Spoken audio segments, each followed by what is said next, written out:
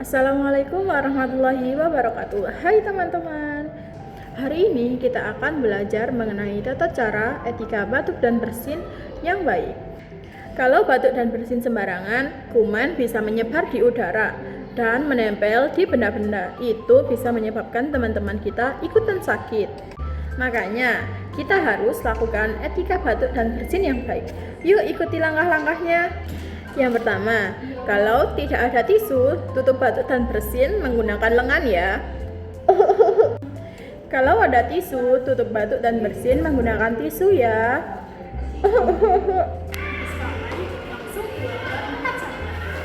Terakhir, cuci tangan menggunakan sabun supaya kuman hilang. Ingat ya, jaga kesehatan, jaga teman, etika batuk dan bersin itu penting.